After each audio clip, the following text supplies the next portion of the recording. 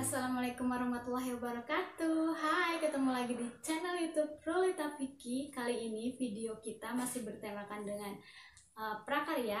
Aku mau bikin buket jilbab cantik kayak gini. Gimana caranya? Yuk langsung aja kita mulai.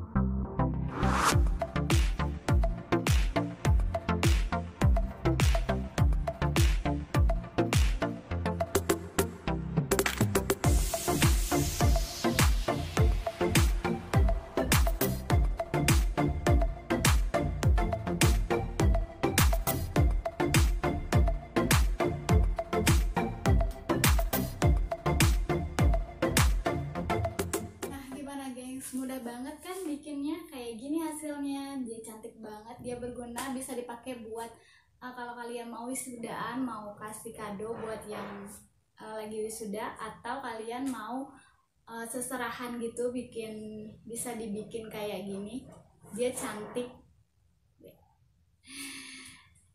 Oke guys, semoga kalian suka dengan video kali ini, semoga bermanfaat. Dan kalian suka, jangan lupa di like videonya dan juga di komen. Kalian bisa request di situ. Selanjutnya aku bikin video apa lagi next. Nanti akan aku buatin, insya Allah. Dan jangan lupa buat yang belum subscribe, di subscribe dan dihidupin loncengnya biar kalian tahu video-video terbaru dari aku. Oke guys, sekian dari aku video kali ini. Assalamualaikum warahmatullahi wabarakatuh.